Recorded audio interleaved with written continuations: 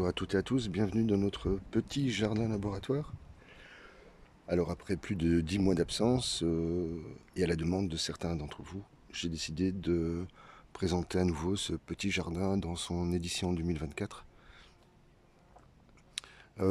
Si j'ai été absent aussi longtemps, c'est parce que, comme je vous le disais la dernière fois, je préparais un autre projet sur une plus grande surface, à peu près 5000 m².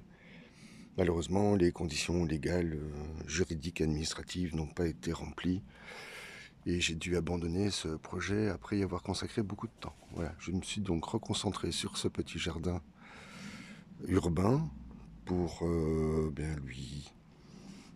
pour essayer d'obtenir quand même une petite production raisonnable et toujours en bio. Voilà, donc je vous présente la vidéo. Ici, ce sont des pois espagnols de grande taille, vous le verrez. Bon, la vidéo est toujours improvisée, hein, donc je vais marcher avec vous, vous présenter ce petit jardin et vous présenter les premiers résultats. Alors vous allez voir qu'il y a quelques changements quand même notoires. Vous vous souvenez de ce bar à salade qui avait d'abord servi de bar à semis. Eh bien j'en ai fait un bar à haricots, car c'est un peu plus facile de les collecter à hauteur d'homme, tout comme dans les bars à fraises. Voilà, premier résultat plutôt satisfaisant. Une belle production cette année, malgré les 25 jours de pluie du mois de mai et les températures qui commencent à augmenter de façon plus importante. Et bien voilà ce qui se passe sans arrosage évidemment, hein, comme vous le savez, comme j'aime à travailler.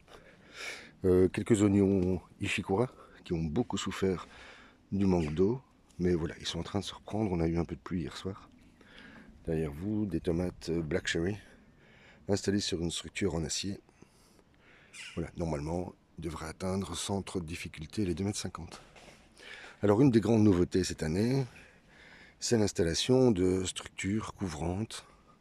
Ce ne sont pas tout à fait des serres. Je parlerai plutôt de caterpillar en anglais, de chenilles, donc de structures qui permettent... alors sur celle-ci, j'y ai installé un voile anti-insecte qui me sert d'ombrière momentanément, au moment des grandes chaleurs. Voilà ce que donne cette première serre. Vous vous souvenez, la première planche à gauche, uniquement composée de carbone, donc de broyat de bois dégradé, voilà, qui au bout d'un an, vous voyez ce que ça donne. Puisqu'une des problématiques de ce terrain, ça c'est de la roquette à l'avant-plan, puisqu'une des problématiques de ce terrain, c'est de ne pas avoir de sol. Donc j'ai un sol sableux, et donc pas de limon, quasiment pas d'argile. Et donc j'ai décidé de transformer ces sols, enfin de les aménager plutôt avec une forme de terre apprêta, c'est-à-dire que je prépare des broyats de bois dégradés auxquels j'associe des bactéries sous forme de yaourt la plupart du temps. Également, j'y mets du terreau de bois, donc je laisse du broyat de bois se dégrader pendant un an. Et voilà, et j'y associe également un peu de compost maison. Ici à l'avant-plan, quelques difficultés parce que j'y ai placé une centaine de rictes. Vous vous souvenez que j'élève des scarabées nasicornis et je les place dans ces planches. Ils sont vivants sous forme de larves dans un premier temps. Ils ont tendance à réapparaître au fur et à mesure de la journée. Ils me dégradent mes planches et donc je dois les reconstituer. Enfin, l'indicateur comme quoi cette planche fonctionne bien, j'ai perdu à peu près 1 cm de matière. C'est-à-dire que les plantes sont en train d'absorber les sels minéraux et voilà, elles se développent relativement bien dans l'espace. J'ai associé des basiliques, quelques fleurs pour attirer les insectes ou pour les repousser, c'est selon. Et à l'arrière, un jeu de salade qui se développe plutôt bien. Alors évidemment, dans les serres, on est un peu obligé d'arroser. Donc la plupart du temps, j'y mets de l'eau à la plantation. Et puis par la suite, je viens les nourrir, ces planches, avec un purin de consoude mélangé à des prêles, à des orties. Et vous voyez que le résultat est plutôt satisfaisant. Ici au milieu, j'ai décidé d'y placer les dernières tomates qui me restaient. C'est-à-dire qu'elles ont été placées à peu près vers le 30 mai, donc il y a à peu près un mois. Non, il y a un mois. Et j'ai décidé d'y placer toutes les plantes malades. Alors j'ai pris évidemment un risque. Ah, donc elles ont le mildiou, l'alternariose, la fusariose, enfin toutes ces maladies cryptogamiques dont on aimerait pouvoir se débarrasser rapidement. Ici, il n'y a absolument aucun traitement. Malheureusement, ben, vous voyez, comme ici, j'ai les feuilles qui jaunissent. Et elles ont un peu de pucerons également, puisque on atteint des températures records dans ces serres. Enfin, ce ne sont pas des serres, hein, ce sont des structures de protection. Voilà. Ce matin, il y a 16 degrés 8, 6 plutôt. Voilà, bon, on va très vite monter à 30, 35 durant la journée. On a différentes variétés de tomates. Ici, ce sont des tomates cerises. Et sur votre gauche, j'ai des tomates type Syria ou Big Steak. C'est ce nom. Alors, cette partie-ci du jardin va être démontée. Hein, donc, j'ai laissé les derniers fraisiers en place. Mais je vais devoir voilà, transformer cette partie du jardin. Ici, à nouveau des haricots. Haricots sidérales, extra fins, sans fil. Voilà, j'ai commencé à récolter les premières récoltes de l'autre côté du jardin. Voilà, les résultats sont très très très encourageants. Voilà, ici à gauche, ben, l'unité de transformation du compost. Donc on part d'ici avec énormément de carton. Pour rappel, hein, c'est de la cellulose, c'est du carbone. Et les plantes en ont rudement besoin. Et à partir de là, ben, je me déplace dans le jardin et je transporte. Lorsqu'au bout de à peu près entre 3 et 6 mois, les, comment dire, les matériaux vivants sont transformés. Deuxième structure, rehaussée celle-ci, on est monté à 3,25 m avec l'aide de rehausseurs improvisés. Là je remercie encore Steven qui est venu me donner un coup de main pour la réalisation de ces structures. Voilà, ce sont des arceaux que j'ai pu récupérer pour pas cher. Hein. Je vous donne le prix, on est à 10 euros. Voilà, auxquels sont associés des clips, c'est un système de serrage avec une protection en plastique. Donc c'est pas toujours très esthétique, mais c'est rudement fonctionnel. Voilà, toujours laisser un espace entre vos serres pour pouvoir vous déplacer. Dans ce cas-ci, ben, ça me permet d'ouvrir les structures au centre et d'apporter un peu de la ventilation. Alors ici, j'ai récupéré des barrières Eras que j'ai eu l'occasion d'acheter l'an dernier. Ben, vous voyez ce que ça donne. Voilà. Pas grand-chose à dire. Ici à droite, ce sont des haricots. Je ne sais pas si vous devinez leur taille. Sans arrosage. Hein. Nous sommes à 1 mètre à peu près de hauteur. Et la quantité de fleurs, je ne sais pas si vous les devinez. Voilà. Et les haricots commencent à arriver. On va en avoir en très très grande quantité. Bon, je vous les présente comme ça rapidement. Voilà, donc je vais devoir opérer une récolte ce matin. À droite, vous avez des tomates dites géantes.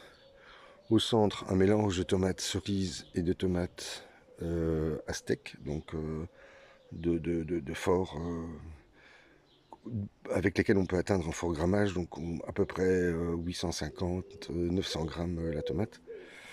Et sur votre gauche, à l'avant-plan, un mélange de tomates cerises et un peu plus loin, des tomates bastige, mais qui montent, parce que les conditions ici sont plutôt exceptionnelles. Elles sont protégées des intempéries, mais elles gagnent énormément en chaleur. Alors j'y ai placé quelques types de haricots différents, notamment ici des cocos, vous voyez la belle taille, toujours sans arrosage. Voilà, regardez ce qu'on peut obtenir. Voilà, ici ils partent presque à graines, il faudra faire attention. Mais les tomates sont présentes un peu partout. Voilà, celle-ci, ça doit être de l'aztèque. Et ici par contre, c'est plutôt, on verra la couleur, mais je crois que ce sont des cérésias, de mémoire. Hein. Bien, j'avance par là peut-être. Puisque après en avoir construit deux, ben, j'en ai construit une troisième. Vous voyez l'abourage qui est magnifique et qui attire beaucoup d'insectes. Voilà ce que ça donne ici. Voilà, j'essaye d'aérer la base des plants parce que, évidemment, les cryptogamiques adorent ce genre de situation. Les premiers concombres, mini concombres, sont en place. J'en ai déjà collecté plusieurs. Alors voici par exemple des persils. Je ne sais pas si vous vous rendez compte de la taille. Voilà, sans arrosage. Ça, ce sont mes graines. Voilà. Là, je vais vous montrer un plan produit par l'industrie. Il n'y a pas photo, je pense. Euh, Bon, je poursuis peut-être. Oui, j'installe des filets également de protection. Ça, c'est un petit truc tout simple, mais qui permettent évidemment de protéger la serre en début de saison contre les chats, les oiseaux et les rampants. Et par la suite, bah, faut ouvrir la structure, hein, parce que quand on a comme ça 35-40 degrés dans la serre, c'est un peu compliqué. Deux nouvelles séries de tomates qui ont été installées ici. À l'avant-plan, on a des ananas. Mais ici, nous avons des cœurs de bœuf qui poussent dans de bonnes conditions, malgré le fait que j'ai eu le mildiou et d'autres maladies. Et ici, nous avons les Sweetest Queen qui vont devenir des petites tomates rouges, excellentes, magnifiques. Bon, les framboisiers continuent de donner toujours. Ici, nous avons une nouvelle variété cette année, c'est la Nasson. Donc, je ne la connais pas, difficile de prendre des décisions quand on veut les guider. Voilà, mais elle se comporte plutôt bien. Et à droite, nous avons de la Tigrella. Vous connaissez sûrement, c'est une tomate bicolore de petite taille et qui sont très, très suaves. Troisième structure, mais je crois que je ne vais pas être très long aujourd'hui, je vais peut-être vous faire de la vidéo en deux fois. On pourra parler des types de suspentes, le type d'attache, comment répartir vos plants, quelle distance peut-on les planter, quel type de nourriture peut-on leur donner. Alors je vais reculer un peu pour... Je sais pas si on voit bien, je suis à contre-jour. Bon, je sais pas si vous devinez la taille ici des plants. Hein. Donc il y a eu un arrosage à la plantation. Et puis celles-ci ont été placées fin mars. Et elles ont eu un nourrissage à base de purin. Voilà, on arrive sur la fin des fraises. Ici, c'est une petite variété qui donne des fraises très sucrées. Voilà, il y a des plants de tomates qui se sont naturellement réinstallés puisque je ne cuis pas mes composts. Donc je n'arrive pas à me débarrasser des, comment dire, des repousses. Hein. Les graines, une fois sortant de la dormance, eh bien, qui ont trouvé un milieu où s'installer, eh bien, s'installent un peu partout. Ici à droite, voilà, différents types de tomates. Elles sont déjà un peu présentes. La première commence à prendre certaines colorations. Je ne sais pas si vous la devinez derrière. Voilà. Ici, j'en ai d'autres. Voilà. Alors les haricots, je vous dis pas, hein, c'est tous les jours, c'est la fête. Hein. Et je vous invite à installer cette variété. Ils sont hyper productifs. En moyenne, à peu près, je dirais 40 à 50 haricots par plant. C'est assez considérable, hein, me semble-t-il en tous les cas, mais je peux me tromper. Bien, allez, je vous montre ceci quand même. Donc les plants installés dans cette structure de protection contre principalement la grêle, qui joue un petit rôle également lorsque le soleil est un peu trop fort. Bien, voici ce qu'on peut avoir en production. Là-bas, j'ai rajouté cette année des courgettes. Vous vous souvenez, il y avait des asperges. Voilà, j'ai associé des oignons blancs. Toujours les mêmes oignons Ishikura, oignons japonais que je trouve extrêmement productifs. Donc je vous la fais un peu vite. Voilà. Donc les plants également ont été malades. Hein. Vous le voyez, vous le devinez ici en bas. Voilà. Entre mildiou et fusariose. Bon, pour l'instant ça va. Ça ne changera pas le goût des tomates, ni leur qualité. Ici un plant étonnant, c'est le seul qui me reste.